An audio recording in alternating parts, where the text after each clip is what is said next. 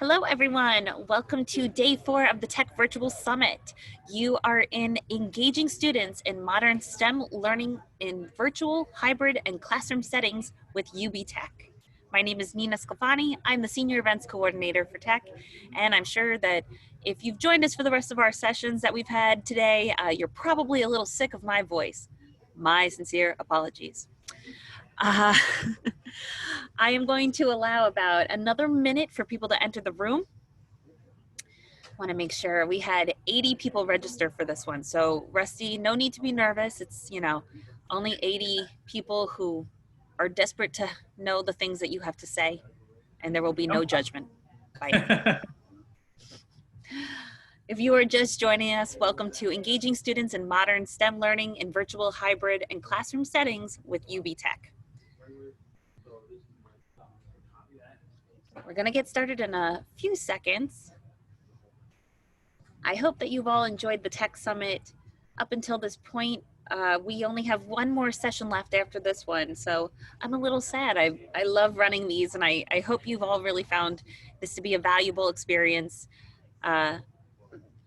joining us for all of these sessions. I know today in New York, it's an exceptionally beautiful day outside, so if you are in New York and you decided to sit here for some of these sessions, I am eternally grateful. With that, like I said, my name is Nina Sclafani. I'm the Senior Events Coordinator for Tech, and welcome to day 4 of the Tech Virtual Summit. You're in engaging students in modern STEM learning in virtual, hybrid, and classroom settings with UBTECH. The title is a mouthful, but I'm sure the session is going to be absolutely wonderful. We're joined today by Rusty Nye from UBTECH. He's going to be leading the presentation today. But before Rusty gets started, if you are new to Zoom, I want you all to scroll over your screen right now. At the bottom, a tab will come up. You'll see there is a chat and a Q&A little icon. Click on both of those. They'll pop out onto your screen. In the chat, feel free to let us know where you're from, what you teach, and during the session, if there's anything that you think is really exceptional that you want to share with your fellow attendees, that's the place to do it. If you have a question, make sure to ask it in the Q&A box. We have a team from UBTECH who are going to be helping us today. In the chat, we have Steve and Christina. We also have Jake from Tech. He's going to be helping answer those questions. If your question doesn't get answered in the chat, that means that Rusty is saving it for the end, so don't worry.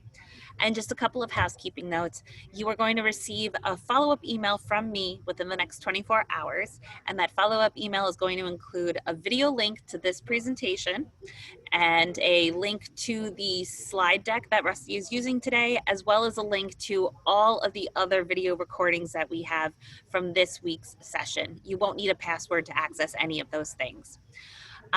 With that, Rusty, thank you so much for joining us today. We are so excited to hear what you have to say. Great. Well, thanks everyone. Let me go ahead and share my screen. Excellent, great. Well, thanks for that introduction. Really appreciate that, Nina. It's a pleasure to jump on and chat with everyone. So again, just to introduce myself, I'm Rusty Nye, so I'm the manager of professional services with UBTECH Education. So in today's session, I'm going to dive into how UBTECH Education as a company pivoted during this transition in STEM learning, and provide some of the lessons learned through our summer program, which is Campus Fire at-home summer programs in robotics and engineering.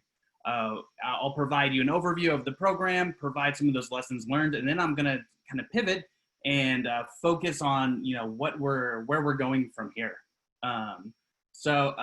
Great. So without further ado, let me go ahead and just jump in. So to provide some knowledge of who we are and where we're coming from. I'm from UBTECH Education. So UBTECH Education is a division of UBTECH Robotics. So UBTECH Robotics is a global leader in robotics and AI. We really create robotics and different robotic solutions for 3 different verticals: for serving the public for industry use, as well as consumer use, at-home use, and then also creating content specifically geared for the education space for the classroom, for different educational spaces, libraries, etc. We do create a whole catalog of curriculum, which is something that we are really strong. It's something that we're really, developing, as well as AI themed curriculum, as well as NGSS curriculum. We really try to develop curriculum that can be integrated into any sort of core classroom, so teachers can really integrate robotics into different core subjects. So in terms of what we decided to do this summer, we did a little bit of pivoting, and we developed a online virtual camp to respond to this changing learning environment, if you will. So we had the idea when a lot of schools started switching to virtual engagement in May, and we developed and launched a online virtual camp with the main goals of trying to make STEM accessible, fun, as well as challenging, all in this virtual environment. So I'm going to lead you guys through, what we did, how we developed the curriculum and all of these lessons that we learned. But before that, I always do like to show a quick teaser video. This is the video we put together after our first week of testing out the camp. So this is a fun thing that we can all celebrate.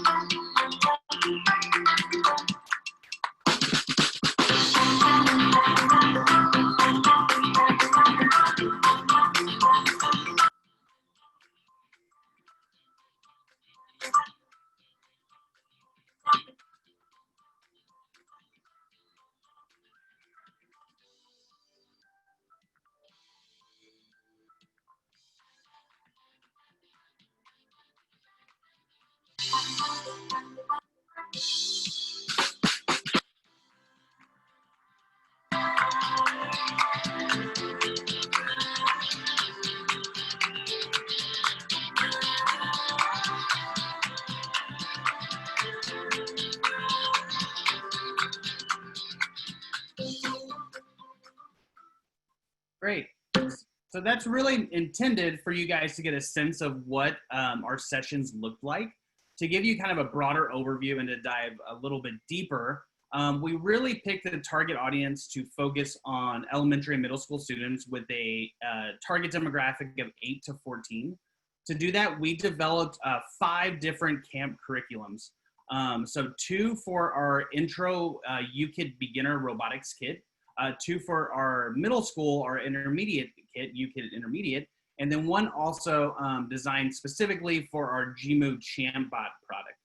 We offered 3 different camp offerings a week at 3 different sessions. And so the reason we really tried to tackle this was we wanted to reach as many students as we could. So we really tried to create a wide space where students can sign up for different hours. We delivered our camps in 5-day consecutive increments, Monday through Friday, at 2 hours a day. The Champbot sessions were slightly shorter at 1 hour a day, with a key ratio of 1 instructor per every 6 students. And if you'll see this, the second to last bullet point, we ran for 10 weeks going through August 24th. So actually, with that being said, we actually have 3 camps running right now. So if we're all quiet, we can jump in and smile. And no, we actually won't do that, but it's nice to know that we do have some engagement going just right now. In terms of the content that we developed, I mentioned we really focused on these 3 different products. 1, the UKIT beginner, the UKIT intermediate, and also our GMU Champbot. We created different scaffolded curriculum around each of these kits, with the exception of GMU Champbot, where one student can focus on an introductory level, such as robotics, coding, engineering, and then kind of dive a little bit deeper into what they can explore with that kit to develop something like animal robots. Within the space, all of this curriculum that we focused all featured the same format, which I'll highlight in a moment. And all of our curriculums really had a strong emphasis on the engineering design process, of course. So we really encourage students to go through on a daily basis as well as a week-long basis where they really try to identify, ideate, invent, and iterate. To do that, we really structured our camps in 3 key areas. So this is important to note because this is something that we were really testing, if you will, in this virtual environment. How can we fit these 3 different tenets into something that is, a new delivery model? So the first one is we wanted students to successfully engage in hands-on, building of robotic models. From there, we wanted students to code, learn about programming, but for a very specific task. For this example, you'll see on the screen, that task would be to, operate, control that specific robot that they built. From there, we also wanted all students to engage in prototyping for a purpose. So we wanted students to take what they learn and what they experience through building and coding and apply that to designing something new, something that they actually conceive, they iterate, they design, they prototype and test, if you will. So in order to do that, we also scaffolded out this very simplified structure, if you will. So we really led all of the different sessions through this, Monday through Fridays, schedule of kind of leading different aspects of the camp, where we wanted students to try different tasks throughout these 2-hour sessions. So the reason I like to highlight this now is we broke these up into these very specific different tidbits, these different activities, of which we looked at how successful these specific activities were in this virtual environment. We really broke this down, on the back end, and asked teachers, how they interacted, differently for these very specific different activities, how we can improve them, how we can tailor them specifically to a virtual environment. One thing I do want to highlight is every Friday, we also led up to a student presentation component where we had a strong component of robotic communication, so communicating, how they were successful to build and design their robots, as well as we led through an AI activity. So this is an important thing to note in that we developed an entire AI Foundations curriculum for the K-12 audience, which we were able to weave into our camps and actually test out a lot of our curriculum throughout these different weekly sessions. It's important to note because we learned a ton in this phase. And this is kind of what I think this is important to note because I will highlight what we learned about all of these different sessions in a moment. To help deliver all of our content, we actually went a bit above and beyond, and we did a huge national search for STEM leaders that were able to help jump in the space and provide a ton of content and resources for us. So all of the teachers that we hired, we actually hired a total of 34 accredited STEM leaders, STEM teachers in the space. Many of which had, really strong backgrounds in different, robotic solutions, different robotics clubs, etc. The majority had experience in virtual teaching, but some were pretty new to the space. At this point, all of these educators, I would guess are more or less, experts in the field. And I wanted to show one quick video as well, because I think you might be interested, what was the outcome? So this is a video from one of the students. As I mentioned, each Friday, we have a Monday through Friday session leads into a student presenting what they were able to design, conceive, and prototype. This is a really fun commercial that a student made that I think is a fun place to stop, take a break, and reflect. This is some of the learning that the students were able to do. So I'll just stop prefacing it and show it. Are you tired of cleaning? Yes. Are you tired of putting stuff in buckets? Well, then you need the Super Sweeper. The Super Sweeper is a smart, safe technology, and it can pick up from toothpaste to a bottle cap. It uses its plastic bristles to sweep up anything it sees. It uses smart, safe technology, so if you put your finger in, you won't get hurt. And it can even pick up toy cars. You can just shove it on in there and it goes right up. It also has wheels, so if you want, and you'll have so much fun driving it, and you can pick up from your brother's toys to your sister's toys. You'll have so much fun driving it, you'll forget you're cleaning. I'm cleaning. Yes, you are. And this is the Smart Safe Super Sweeper. In stores never, because it is not in production. So I hope you guys like that. I think that's a hilarious video to highlight. A lot of the students were able to create really fun commercials and videos to highlight, what they were designing and building. And so I think where we see, where this was a huge success is this student was able to program. He was able to go through all of those 3 different tenets of our camp, was able to build, code, and prototype, but didn't even realize how much fun they were actually having along the way. So I just love that video. Are you? So in terms of kind of letting the dust settle, so to speak, and pulling some data, we were very successful in getting a lot of different perspectives from parents. And I'm not actually going to, highlight every specific aspect on this slide, but this is just to show that we were definitely successful in filling a need that parents had over the summer.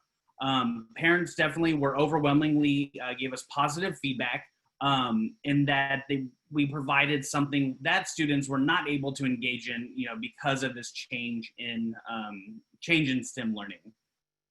The same was kind of felt from the student perspective. We did have, very successful rating in terms of students understanding and feeling more confident, feeling more successful in navigating the space. And so the reason we like to highlight, these successes and some of the feedback is, this was a very new endeavor for us, for a lot of the educators, and also for the parents and students as well. And so we definitely were able to, over these 10 weeks, 9 weeks, if you will, because we still have this week to finish, and then of course next week, but we were able to apply a lot of this learning for us to really change our perspective and try to influence and provide different content for educators moving into this new modern age of STEM learning. So looking at some of the feedback coming, and I just highlighted a few things for you guys to pull out and remember, because this all it was really applicable to where we go from here. We definitely saw these overarching themes of it being very fun for the students.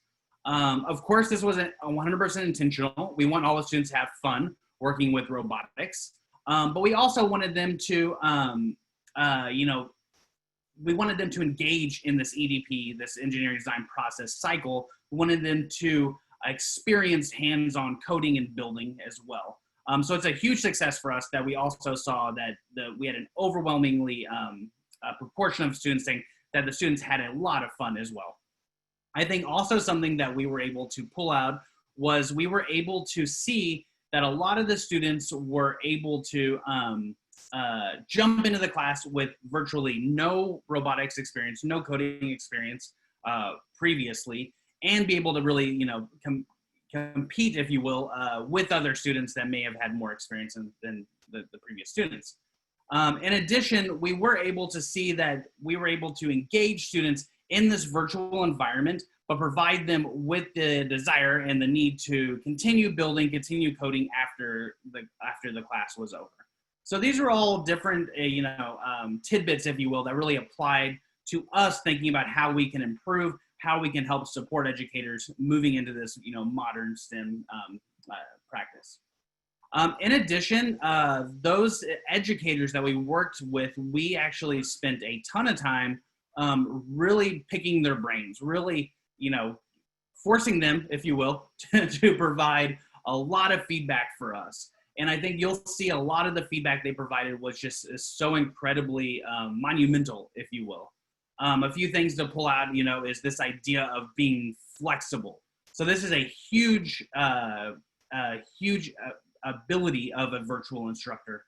Also, you'll see this other connection of being fun, being able to continuously engage students while still letting them explore. So I think we know as STEM educators that hands-on exploration is something that is very different in terms of a virtual space versus an in-person space.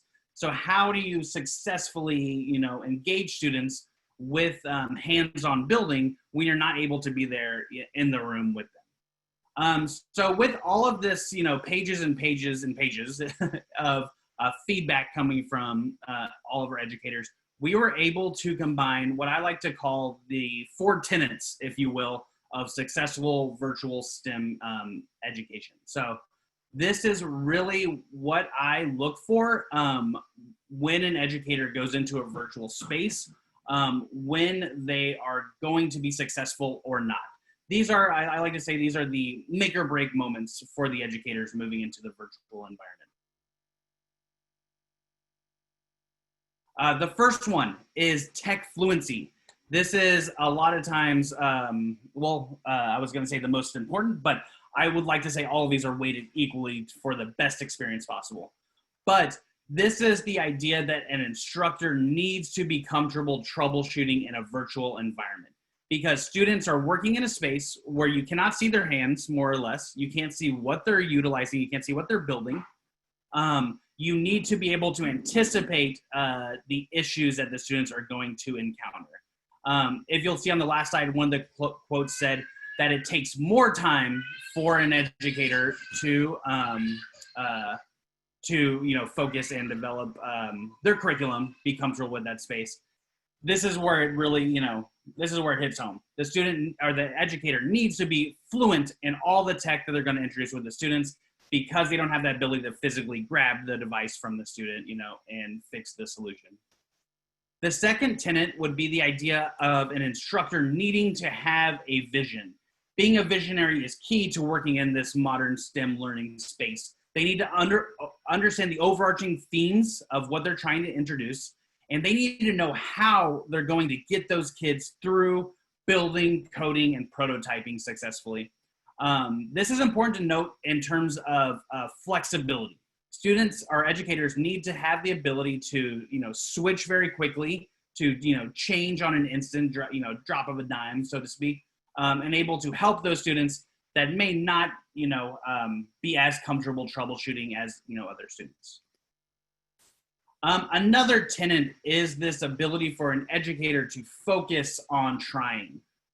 As we know as STEM educators, frustration is inevitable in project-based learning. This is, part of the entire process. So being able to guide students through successful navigating through frustration is a huge component of this virtual learning space. So a lot of educators are really successful in this area in the in-person space.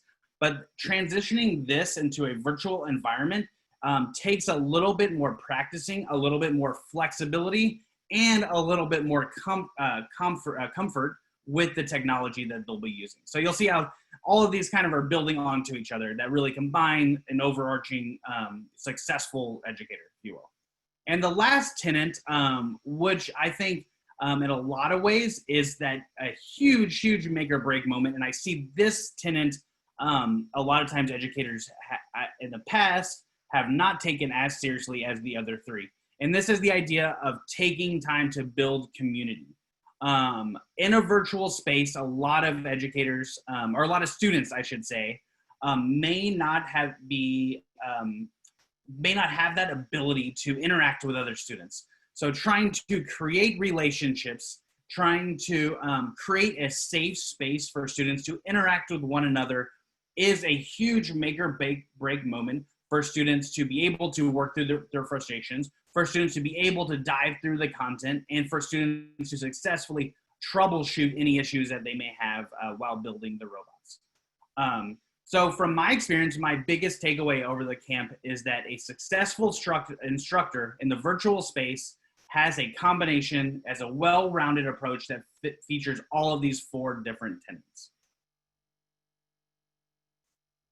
So in addition to really diving into, thinking about how the instructor over a high level is interacting with the students, we actually were able to be very micro and specific in terms of deciding what works well in terms of the technology and what doesn't work so well. So we were able to work through by trial and error, pure trial and error, and be able to really identify and create these different checklists for educators. So this slide isn't intended for me to read every one of these different bullet points, but this is to provide you with a higher level overview of what we're providing and how we're pivoting as a company to help support educators working into this space. We're developing different sorts of technology checklists, as well as different delivery checklists that really highlight to an educator how they can successfully navigate this virtual environment to reach the most kids as possible, to engage them in robotics, to engage them in coding and different STEM learning successfully while having fun. So in terms of, where do we go from here? What is the next step in terms of UBTECH Education as a company? So we took a lot of these lessons learned. We interacted with, as I mentioned, multiple educators, hundreds of students, a ton of parents. We have a mountain of data that we're consolidating, and we're very quickly moving on to the next steps of trying to aid and assist as many educators as possible in the space to be successful in these different learning environments that are changing so dramatically. So in terms of our fall plan, and what we're able to offer, we have actually developed a back to school bundles, which I'll highlight on the next slide, which feature really specific implementation guides. So these guides we developed in-house, which provide curriculum integration for different learning environment scenarios. So this is really important for this not only virtual or in person, but also this hybrid environment, how you can integrate and also utilize robotics in these different changing learning environments. We also have strengthened and improved our professional development as well as implementation coaching. So myself and my team, we actually work with educators all over the country to help provide them with assistance for successful integration of all of our robotic products into the classroom. And finally, through our testing of our different AI Foundations curriculum, we actually are launching a full K-12 curriculum that is available, as well as we are launching a virtual STEM leadership course called AI Education in the Classroom. So this is something I'm personally very excited about, and something that you guys can all have access to. I recommend everyone take the class because it's something that I'm actually teaching as well. So definitely look into our AI Education in the Classroom, which I'll highlight in a moment. But in terms of our back to school bundles, I won't go too deep in what this means, but we basically figured out a way to help educators purchase and integrate the UKITs as well as the GMU robots, the ChampBots specifically, into their classroom very easily and simply. So what you can do from a education perspective is through a one-time purchase. You can purchase a sum of UKITs or GMU robots, get our curriculum for free within that. Also receive 2 hours of online professional development, as well as our implementation guides, which are able to highlight any of these specific learning scenario outcomes. In terms of implementation guides, and something I just want to highlight very briefly, is we developed these different guides that are focused on the product specifically. So we have implementation guides that are focused on the curriculum and the usage for our UKIT beginner, our UKIT intermediate, our UKIT advanced, as well as our GMU ChampBot. So these really highlight different perspectives of learning environments. For example, how do you navigate instruction of in-person learning in this changing, this changing environment. So we help outline and provide different ideas and considerations for integrating robotics in your classroom, even if you're considering, social distancing in this modern setting. So how you would necessarily designate roles, how you would rotate students, in and out of different activities, how you could split activities, and how you could utilize appropriate sanitation, so you're limiting any risk factors that students may have. Another note is we also provide quite a bit of different interactions on how you can successfully implement a hybrid learning environment situation. So, of course, this is perhaps, the most unpredictable. Of course, it's the newest type of learning to service in, 2020. This is something we've really been spending a lot of time on, getting a lot of feedback from educators who are actually being faced with this type of challenge moving into 2020. So we provide, some different insights on how you can, for example, anchor UKITs to a classroom while leveraging, your non-robotic activities outside of the classroom. How you can also bring that virtual instruction, into in-person sessions to successfully, have students, be at the same place at the same time, while also considering, the different constraints in this hybrid situation. And lastly, in terms of AI education in the classroom, this is just another tidbit, if you will. I'd like to shout out and highlight that we are also offering a virtual professional development that's designed for K-12 teachers that need no understanding, no previous knowledge of AI.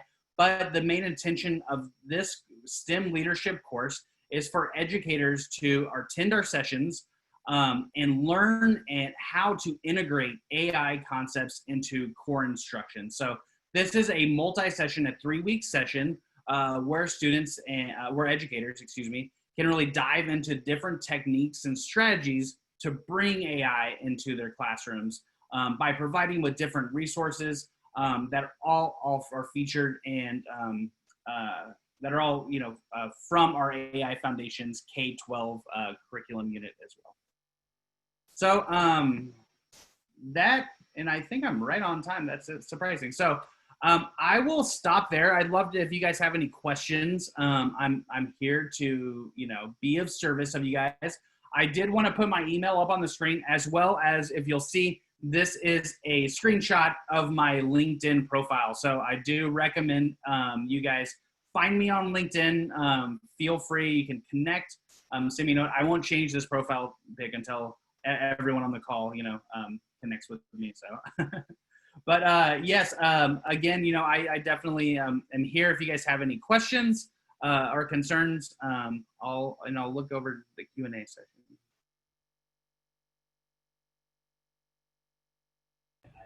Thank you, Rusty. This was great.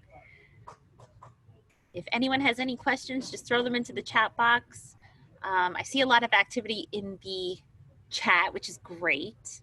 Let's see. There were questions that did enter the Q&A. So everyone, if you want to take a look at that.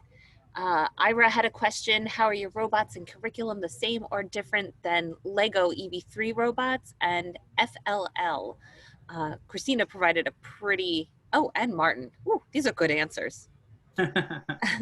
Audience, let me know if you could see the responses from Christina and Martin in the chat. If you could just let me know if you could see that, that would be great. It would be in the answered tab on the Q&A box.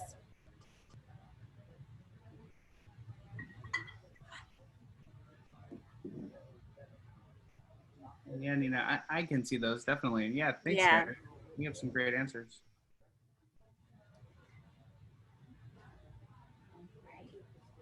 Okay, Yeah, great. thanks. So Pat said Thanks, yes. Rusty. That was great. That was great, Rusty. I really appreciate that, and what you did today for everyone here. Thank you. Thanks, Martin. Ira did put one more question in the Q&A. Does UBTECH have any competition similar to FLL? So currently we do not. we are really strengthening and looking at how we are integrating with our curriculum into core classrooms. We don't have any competitions right now, but we definitely know quite a bit of educators are utilizing our tools, for in-school, competition. So they definitely work in that space very well. And that's something if, Ira, if you would like to take on, we can definitely provide some sort of implementation coaching and provide you with, great next steps on how you can be successful in doing competitions at your site.